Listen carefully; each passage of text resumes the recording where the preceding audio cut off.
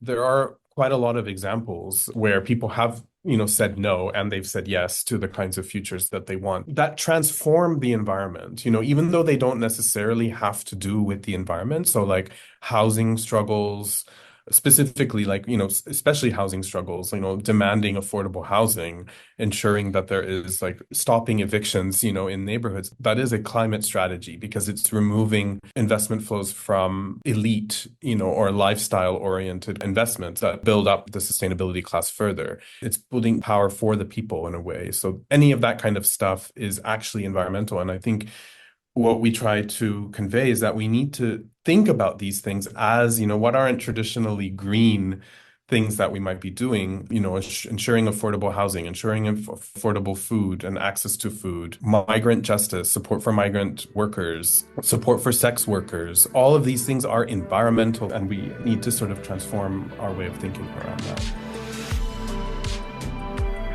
Hello, and welcome to Class and Climate, a podcast from the Green Economy Network and the Broadbent Institute, where we see how the end of the world meets the end of the month.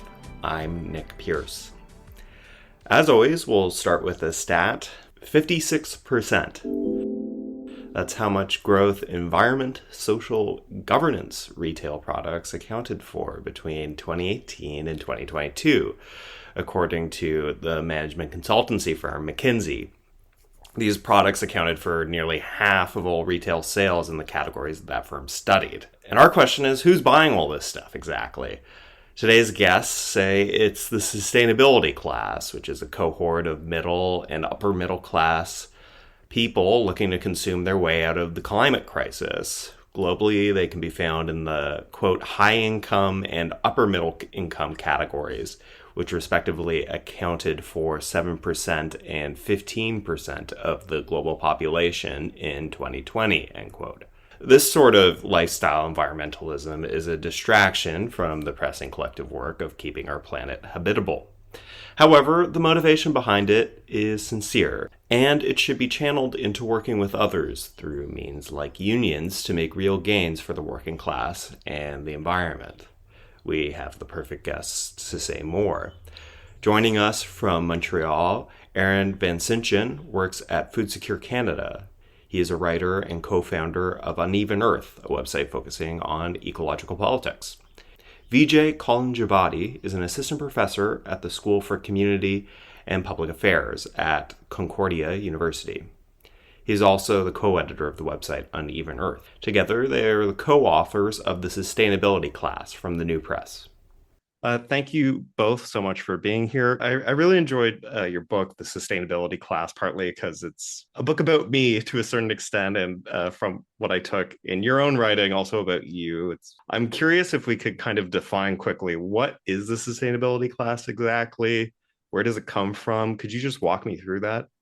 Yeah, so we kind of define it just as sort of the well-educated among us, let's say, who we've gone to higher education, we've carried these sort of overtly sustainability-oriented values. We care about the world, we care about nature, the environment. We want to make sure that we're not like causing more harm in our consumption. We want to minimize that as much as possible. So we have that value ethic, we have the sustainability morality. Basically, it's the group of people who are educated, we have disposable income. And the idea kind of came off from Kenneth Gould and Tammy Lewis's sort of description. They've done a lot of work around green gentrification in New York. And it also sort of relates to the idea of the creative class. It's kind of a spin-off of that, basically, from Richard Florida's idea that high-valued elites, bring in investment in cities and create this sort of investment space in urban areas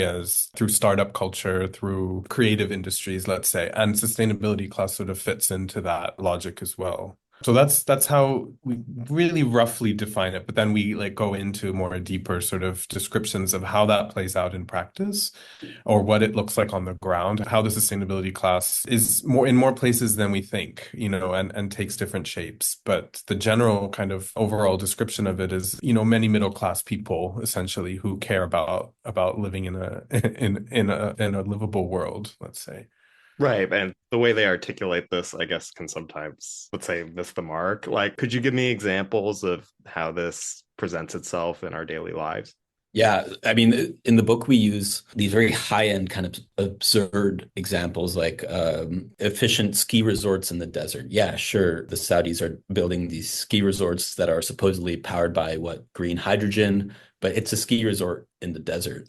Um, or sustainable yachts, luxury yachts that somehow are supposed to be sustainable. Or we talk about these mansions in Los Angeles that are supposedly green mansions. So that's kind of one extreme of it. But then it also, on a very personal level, it's kind of like this idea that we can buy our way to sustainability. Like if you have a car, you should have a electric car. You should use an organic cotton tote bag instead of buying a plastic bag. And it's just down to like every single decision that we make, there is a more sustainable option. So we call that lifestyle environmentalism. It's an environmentalism that it's about the kind of life that you live, the kind of consumer choices that you make. But it also has an ideology attached to it, which it's not just about individual choices, it's just about the whole bag of solutions, of sustainable solutions that we could solve sustainable problems just by making technology better, by more technology. And we could maybe talk a little bit more about it is this ideology that pervades a lot of lifestyle environmentalism.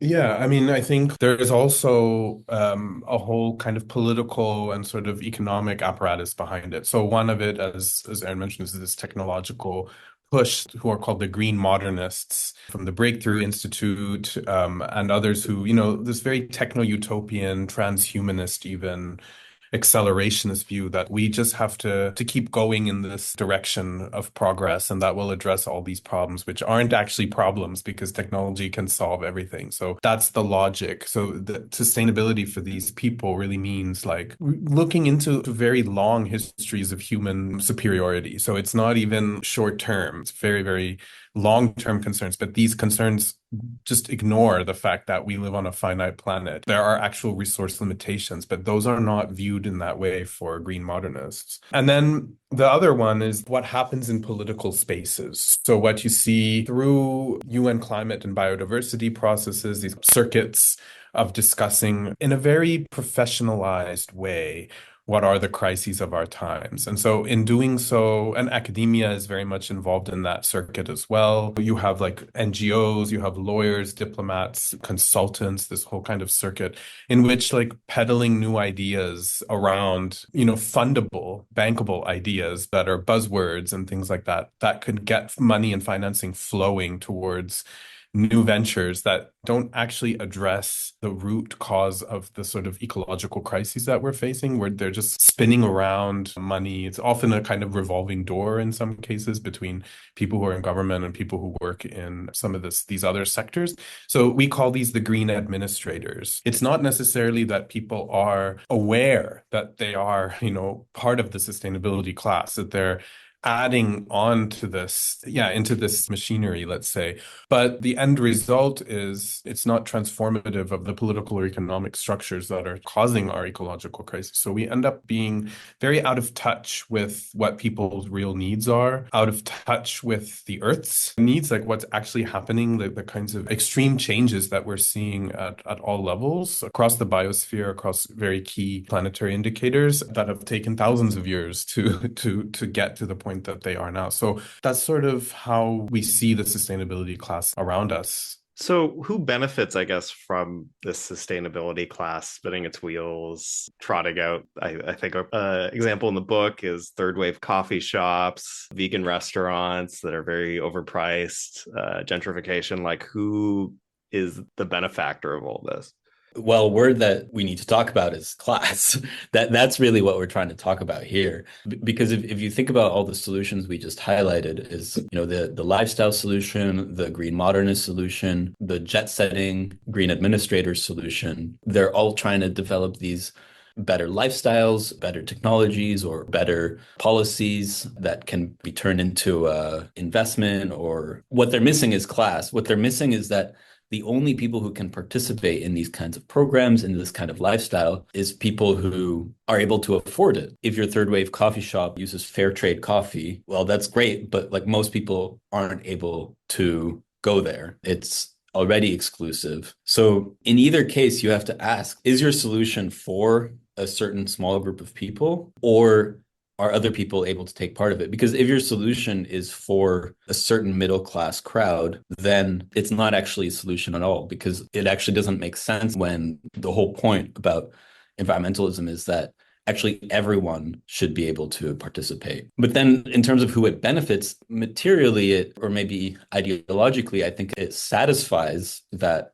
sustainable class, the largely middle class consumers, but it materially benefits the people who are making money off of this. On a very basic level, you have the influencers who are peddling their sustainable gadget or, wellness solution. But you also have like very real money with real estate developers. They're making billions selling these condos or selling these developments that are supposedly green. They have green rooftops. They have they're certified to be sustainable, but they're making billions of dollars on branding this green lifestyle. And people who are middle class, who have disposable income, who want to maybe change the world, they're spending their income on these solutions branded for them when there's actually very little evidence that they work at all.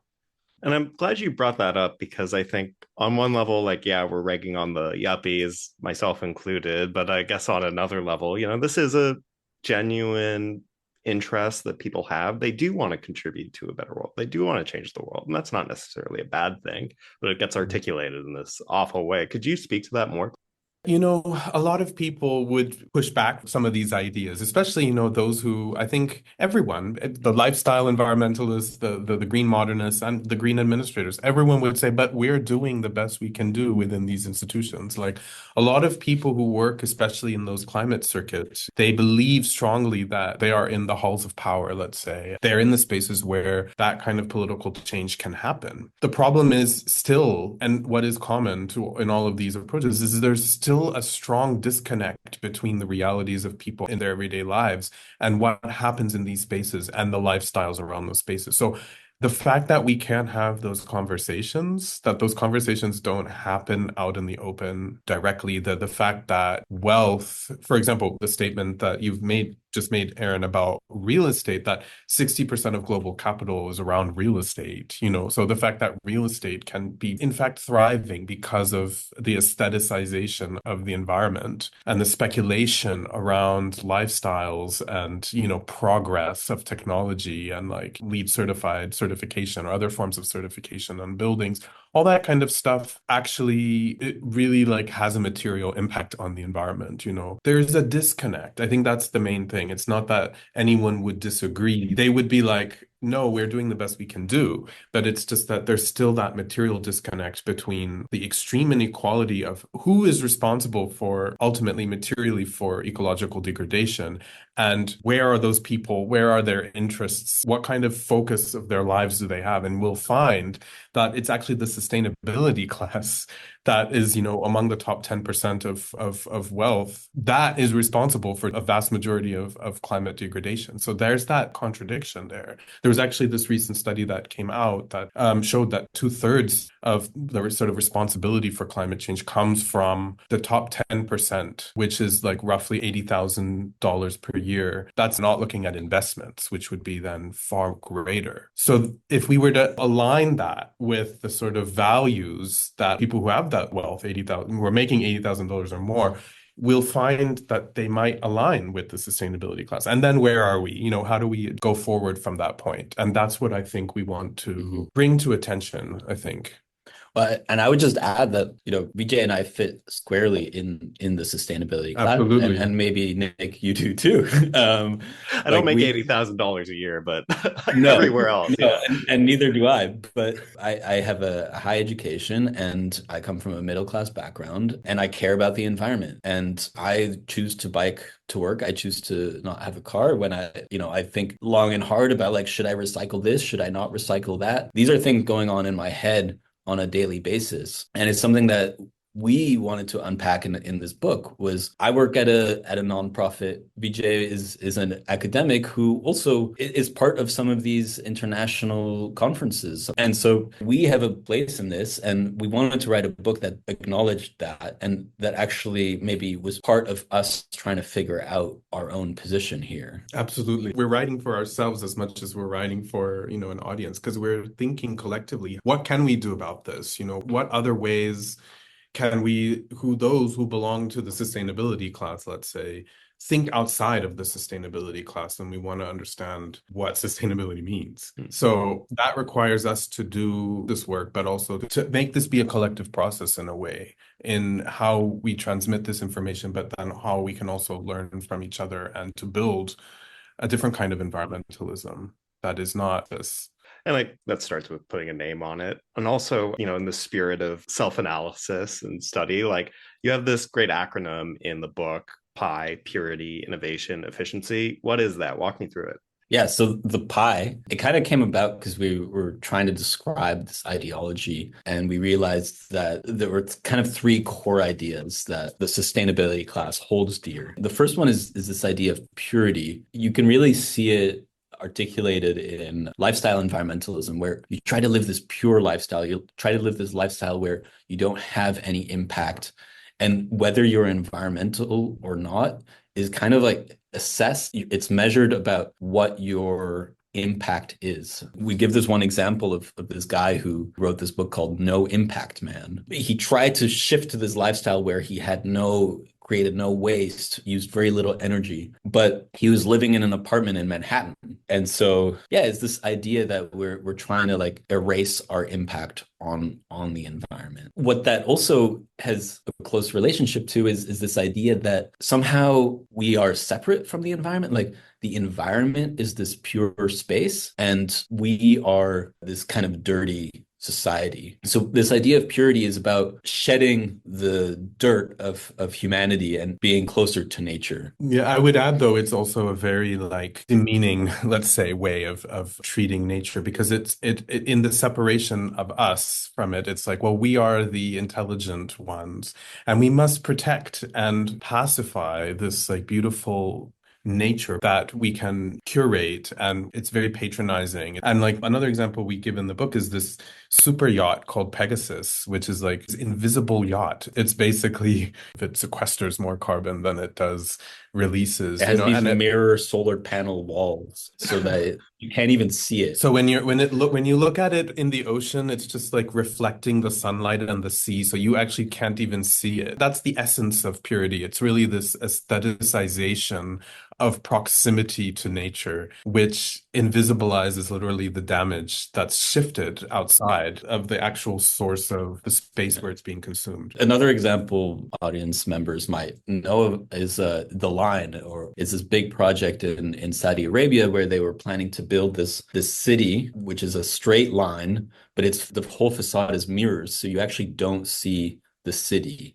It's just has zero impact on the surrounding desert because it's invisible. Yeah, so it's this kind of, it's really aestheticization. At its root, it's a very condescending one. Lousy aesthetics, yeah.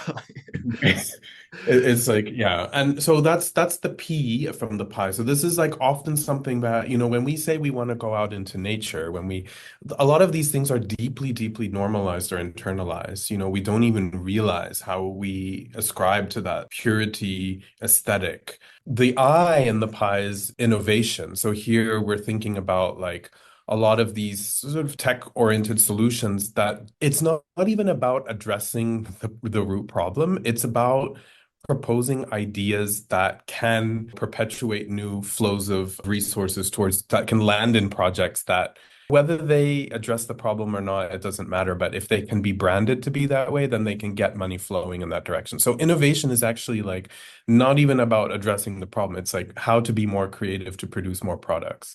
or more technology. So ultimately that has other objectives. It's linked to the E, which is efficiency. And that's where it's like, how can we maximize and optimize production with the minimal amount of time spent or the minimal amount of resources spent for it? So that's why you can have like, if you were to compare a ski resort in the desert, as we give that example earlier, in Dubai versus one that could be constructed in Saudi Arabia, let's say, maybe one is a bit more energy efficient than the other. And so it can brand itself as being efficient, but it's still a ski resort in the desert. And there's plenty of examples of things like that. So together, this like purity, innovation, and efficiency is sort of this dream that the sustainability class like yearns for. It's rooted very much in growth, economic growth. It's rooted, yeah, in this idea of separation, essentially, of the relationship is unidirectional. It's not reciprocal. It's deeply like this is what we're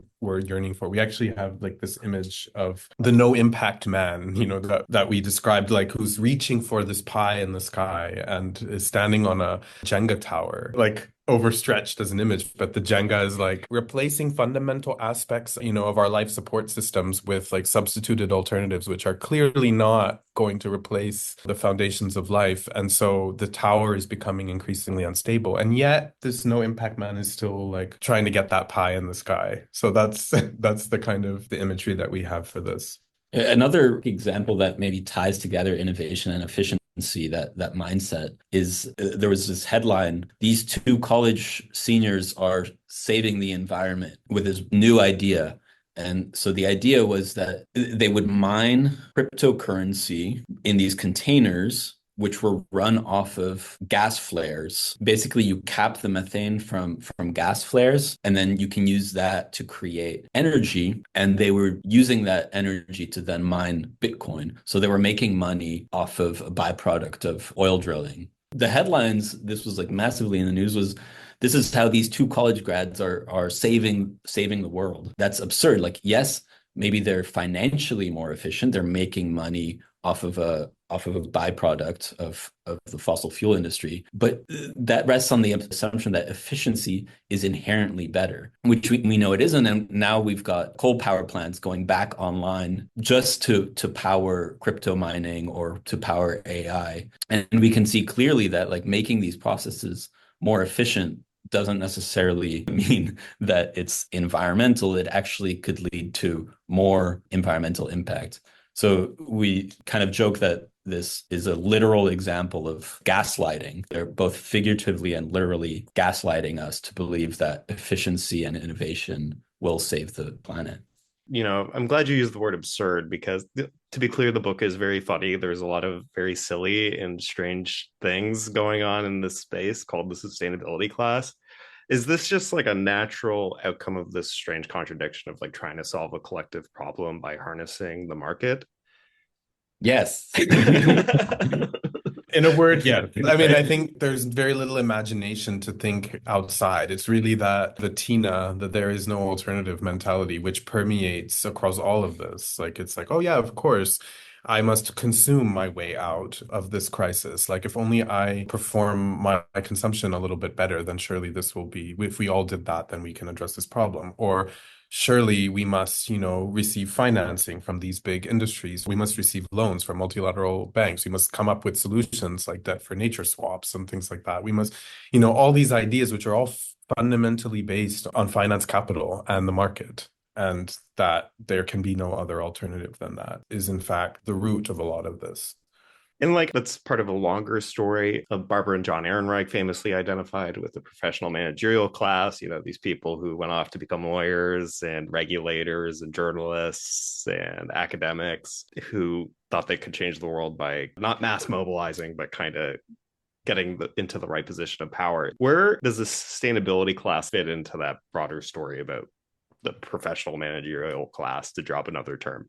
Yeah, I think it absolutely does fit in that story. And we decided not to focus entirely on that term in the book, just because it opens up quite a few discussions about, demographics and how the workspace has changed over the last 50 years. But I think you could say that the professional managerial class the PMC. Probably there's a Venn diagram of sustainability class and PMC. It takes up a huge amount. And, these are people who consider themselves progressive, who are educated, who care, who've learned about environmental issues, about climate change, and who care very much. And there's many ways that these people, including us, like you're trying to use your position for the benefit of, society. But often what that does is you actually are making these professional environments more rigid. So you become the director or whatever the manager of this NGO. And increasingly you start moving away from, unions or mass organizations who are representing large groups of people in a democratic way to these nonprofits, these charities who actually don't represent a mass base at all. You've got the environmental justice organization space, who are these kind of nonprofit organizations who work on a local or national or international level, who have a clear class interest to maintain their job, to maintain that flow of grant money. Then it's also, journalists, academics, this whole kind of structure where you have a career on a kind of economy that focuses on information generation and translating information, creating the right type of information to be consumed by the public. Like a podcast from the Green Economy Network. That's right. Yeah, that's right. And so you do have this like very clear class dynamic where you have the people who are supposedly advocating for us being in this very like stable class position and often not really understanding that they are advocating from their class position. So then you start seeing this kind of drift from where environmentalism becomes something that focuses on lifestyle, or even things like carbon footprint, or we have this whole idea of food miles is like you're more sustainable if you buy local food. Just as examples, like it becomes about this very personal focus of what good action looks like. I like that because I think it also bridges us back into thinking of what a more solidaristic, a more social vision of this could be. You go into a lot of examples in the book, like how can we kind of take this positive energy and direct it in a way that's actually useful for people? Yeah, so I mean, we kind of give some ideas around power. We have the power to say no, and we have the power to say yes. In other words, we have like the autonomy to not be passively directed into solutions, but we have the ability to create those solutions based on organizing in our community or with our neighbors, etc. Like we have the ability, tenants have the ability in their own building to organize against their landlord to be able to stop the landlord from evicting them or from raising rents. So it can go directly from your house.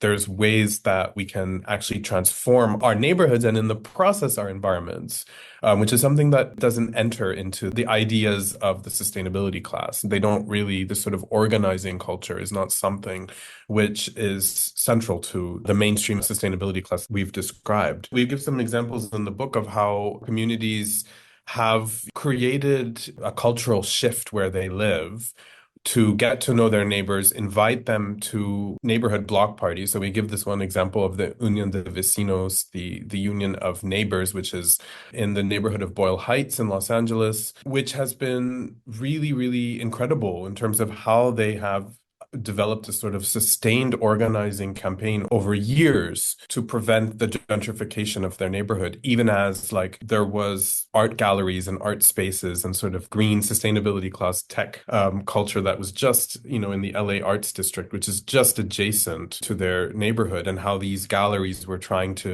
enter into their neighborhood. And they organized, they said, no, we don't want that tech industry in our neighborhood. It came out of a lot of sustained work, also out of people who are already very overworked. They do work, it's not like people are not working and have very busy schedules. They do. When we talked to one of the organizers of Unión de Vecinos, we actually asked, how do you have time for this? Like, it's very, very difficult to organize when you also have, so much that you do at home that you have to manage and everything. And she was like, well, this is what gives me joy. This is Ophelia who was saying, I think I get joy out of organizing with my neighbors. It's the time when I actually can relax.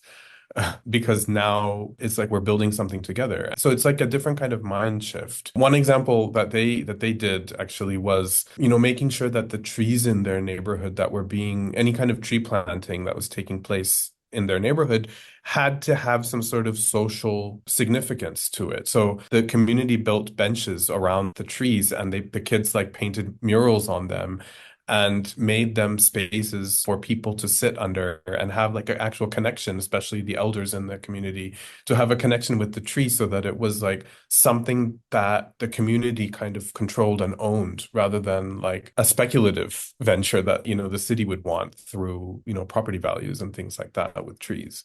So there's a lot of that kind of stuff.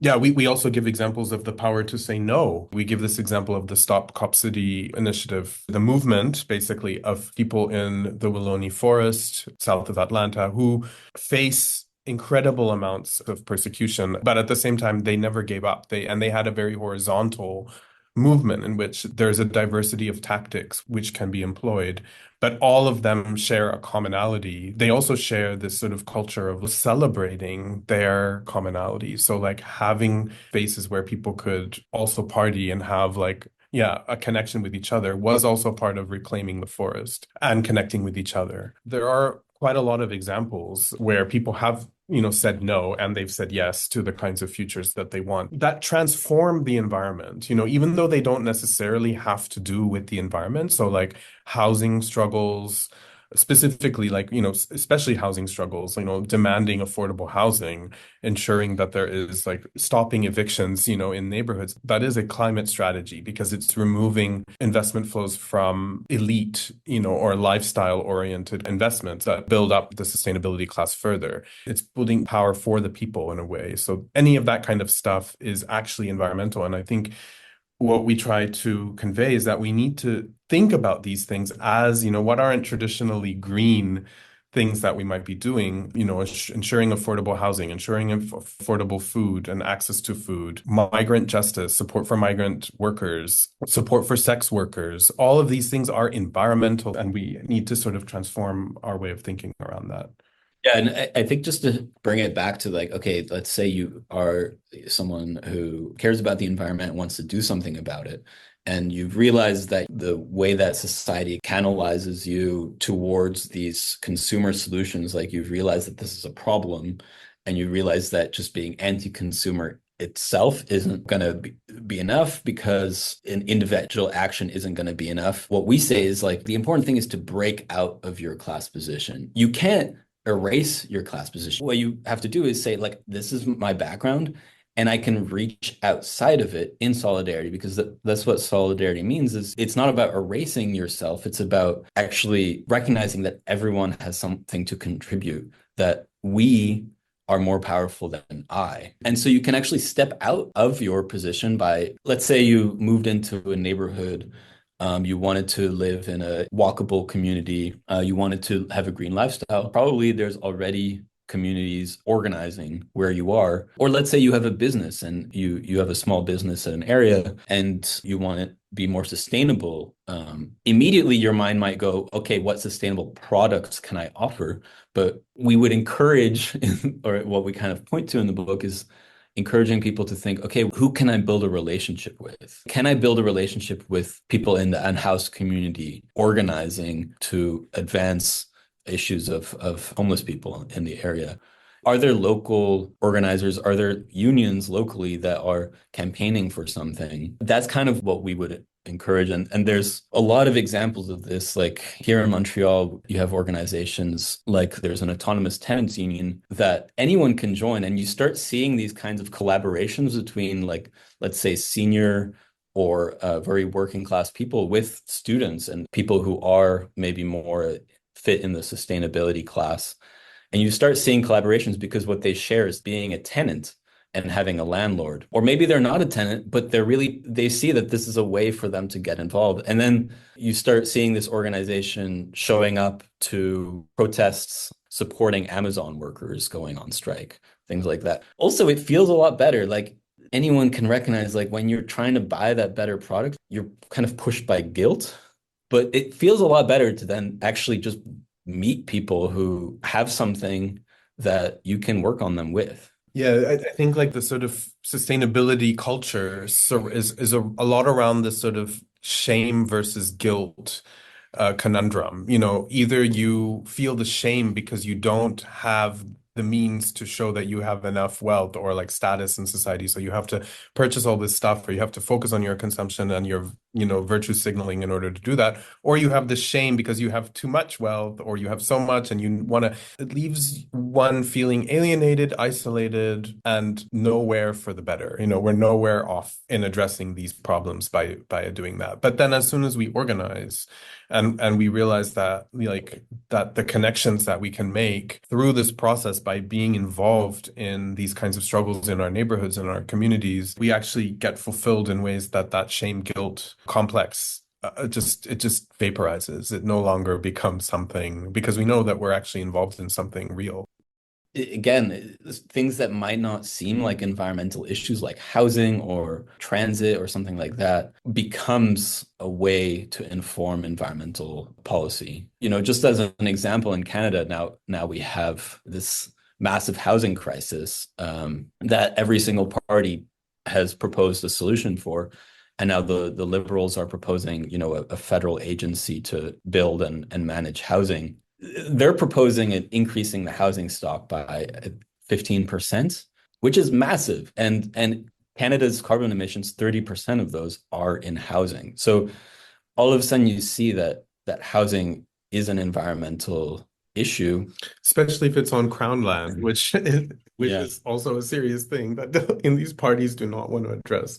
Exactly. And then it becomes really important for local communities to be organized in terms of housing, because then you can actually start making demands on a national level and steering where the conversation goes. Thank you so much, guys. I really appreciated your time today. Thanks so much, Nick, for having a chat with us. Class and Climate is a joint production of the Green Economy Network and the Broadbent Institute. It is hosted and written by myself, Nick Pierce. Clement Nokos created its theme music and edited the show. Jack McClellan contributed show notes and promoted it. Thank you for listening. If you enjoyed today's episode, please share it with a friend. You can find our other episodes online at perspectivesjournal.ca.